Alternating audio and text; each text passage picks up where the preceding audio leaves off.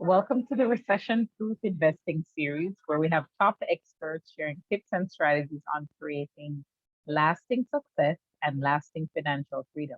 I'm Keisha Bailey, your host, and today I'm joined by Adeola. Thank you so much for being here today. Thank you for inviting me, Keisha. I'm excited. Me too.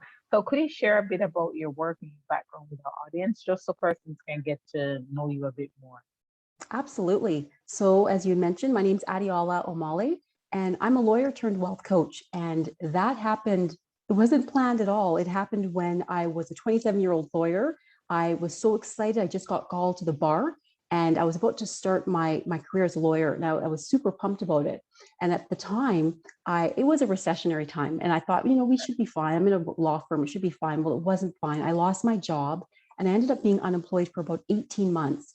And that Wow. totally, shifted my perspective on life, on careers, on employment, on everything. It shifted me.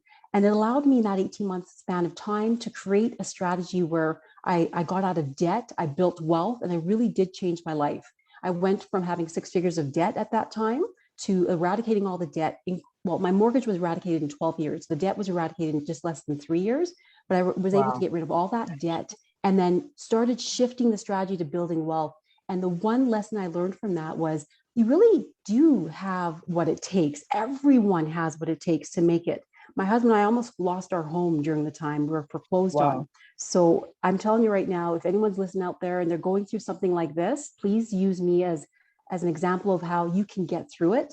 So I decided at that point in my life that I wanted to really focus on wealth building and wealth creation. So I went from being a lawyer in a traditional law firm environment to becoming a mergers and acquisition specialist. And I did that for about 13 years in the oil patch. And then I had another revelation. And this was when I was pregnant with my daughter. I was 3 months pregnant. I hadn't told my employer at the time. And this was 2015. So the oil patch was going through major restructuring. They were downsizing. And it just so happened that I got laid off again. But it Wow. was much better than the first experience. The first experience, I was pretty much, I was a young lawyer with no money in the bank. In fact, I had so much debt that I thought that we would lose it all. But this time around, I had already shifted everything. I had real estate property generating wealth in for me. I had money in the markets, and I was also being able to generate revenue from that. And I had a 12-month emergency fund. My husband was a stay-at-home dad with our son, but it didn't matter because we were set. We were actually prepared the second time around. So I'm one of those folks who I've lived it, I've been through it, and I'm now sharing it. So now I'm still registered in my province to practice law, but I've chosen to focus exclusively on coaching and on educating and providing courses. I'm writing my second book right now. And Nice. I want to get the message out there that people, you can do it, and use my case study as an example. Well, this is the perfect forum for that because this is all that these series are all about persons sharing their experiences in hopes of empowering and motivating others to do the same. So this is amazing. So with last year with COVID, it was a really rough time for many Oh, people yeah. financially and from a health perspective as well. We've all seen very brutal, sad times, but in the midst of it, some businesses have thrived. So I'm curious to know how was it for you and your business and your clients last year? Last year was a tough year, not for my business, but for my clients. Last year, I had a few clients who were going through some job transitions. One in particular, I'll share with.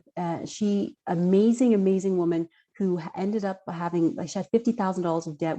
I worked with her to get rid of her debt. So she was debt free at the time. She was transitioning from being a full-time worker to self-employed. So I think it was January when she gave her resignation. And from there until, we'll say, April, she was terrified. So I had a lot of clients who found themselves either voluntarily or involuntarily in a situation where they didn't have Mhm. work and they were Yeah, scrambling. They didn't know how to do it. But because I worked with them, they had emergency funds. They were starting to invest in the markets. They had that savvy. They actually called me up and said, "Thank you for sharing your knowledge," because during that hardship, they were able to handle it. Had they not been through the situation, the training that we went through, they said it would have been a different outcome. I was just fortunate that most of my clients that I spoke with at the time were doing well, but there were a handful of them who were struggling. They were the ones who were the sole proprietors. They had their own businesses and they just didn't have any money coming through the door. But because I live in Canada and most of my clients are from Canada, I only had a couple who are outside of Canada. Most of my clients are from Canada. Because I lived in Canada, there's a social network. There's a social safety net that the government put in place that helped independents, helped those who were business owners, those who were workers who found themselves without work. So they had that safety net to reach out to. So they were able to use that. And now they're thriving again. They're getting back to business. But I know a lot of folks outside of the folks that I was helping to coach who honestly didn't know where to turn. So they would DM me. I'd get people from all over the world. What do I do? How do I get into the situation where I can actually feed my family, pay my bills? So that was tough. So what were some of the things that you told these persons? Because clearly then you were able to help and guide them to a better place. So three things. Three things. Okay. Top thing is, do you have any extra means of income? So I know that there's a lot of folks who don't realize that they're talented, that there's some way that they can bring in money.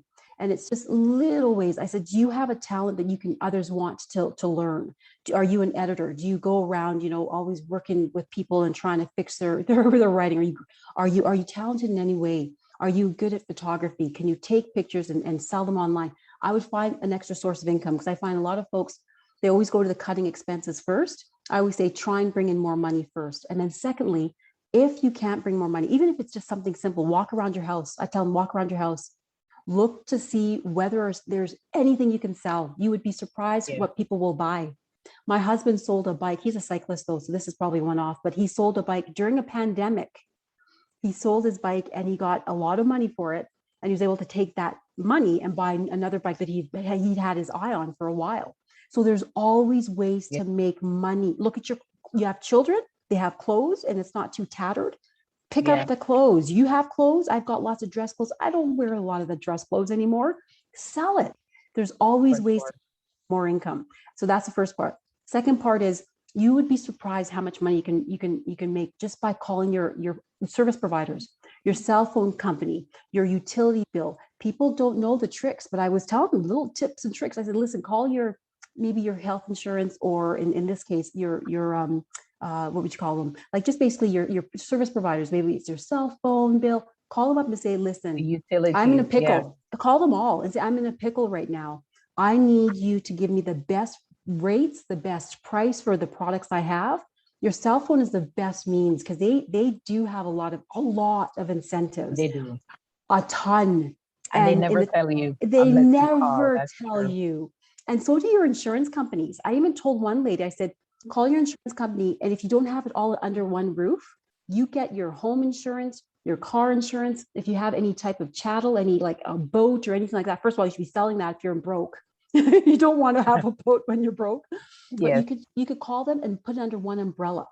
And then you want to basically say, okay, I'm a member of, for me, I was a university graduate, and I told them I'm a member of this university. I'm an alumni of this university, or I'm a lawyer, so I'm a part of the bar association of blah. You tell them where your associations are, you get association discounts. People were shocked when I was telling them that. I'm like, yes, they will give you a discount, usually 10 to 15%, just because you're part of an association or even an employer group. I used to work about many years ago. I worked for IBM. And IBM had the best discount rates with this particular insurance company. So I told them I'm an IBM employee. I literally had 30% reduced for my bill. Wow. Yeah. It's no joke. So that's one of the tips I was telling them to do. And they would call back, I saved $200, I saved $300. So you can save money, but go through every single bill you have and start negotiating. And those credit cards, I tell you, if you knew how many deals there were for credit cards, you would be shocked. If you are, if you're in debt right now, if you're listening to this and you're in debt and you're paying 17, 18, 19% on your credit cards, you don't have to do that. So long as you have good credit is usually anything above 750 and above for your, what we call in Canada, it's a FICO score, but we call it the credit score. In Canada, but in the States, they call it the FICO score. Here we call it the Beacon score. But if you have anything over 750, you can get the best rates. You can even probably call them up, call your Visa or MasterCard and say, could you tell me if you have any promotional offers? They always do.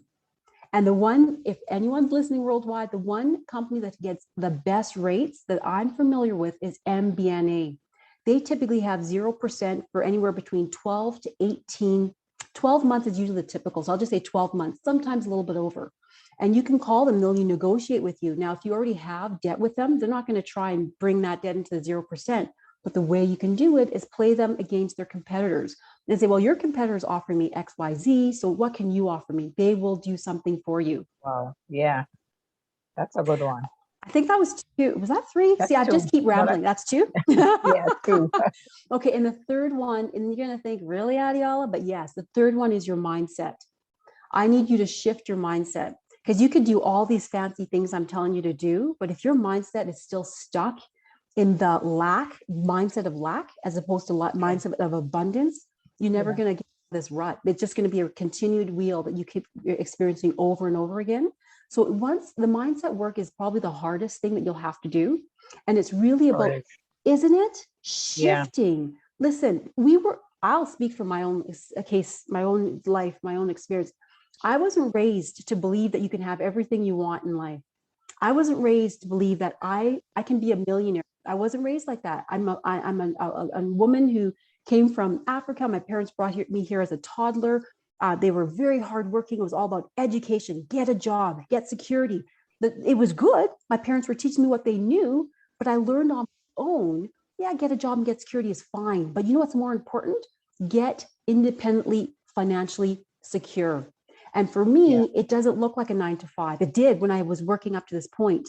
But I realized the 9 to 5, it gives you the seed money so that you can not have to have a 9 to 5 anymore. So you can have that money that you've saved. I lived by a rule where my husband and I we make money, live on one income, we bank the other. That people hear that and they go, but how? How? Because we did the work. You do the work by looking at your expenses and your finances, bring bring it down to the bare bones minimum. Then you're able to, even if you're single, you're able to at least bank 50% of what you make. But if you're in a couple, you have a relationship going, live on one income, bank the rest. You can't go wrong. You take that extra money that you're saving, buy real estate property, take the extra money, fund all of your investment accounts, take the extra money, put it into an emergency fund. We've done that. That's why we're here. Why I can speak to you today. You've been there, you've done that. Yes. And it's doable, but you have to want it. So I'm going to slip something else in there. So with the mindset work, you have to ask yourself, why am I doing this? What's your why? Because once you know why you're doing it, that kicks you into gear. You start doing everything. Nothing. Yeah. No one can stop you. Nothing can stop you. In fact, people will start telling you, you're crazy. You'll say, yes, I am. Watch me. Watch me be crazy. Yeah.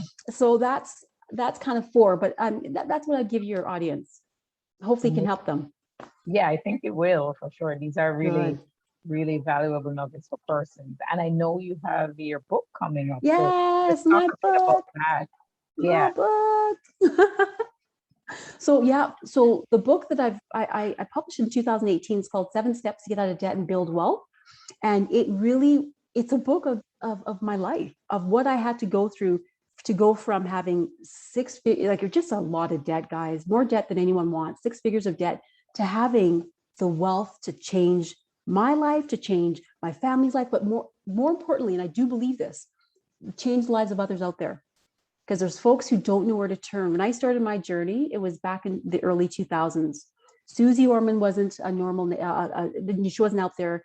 We didn't have any type of Dave Ramsey's. He hadn't written his big book yet. So I didn't have them to turn to.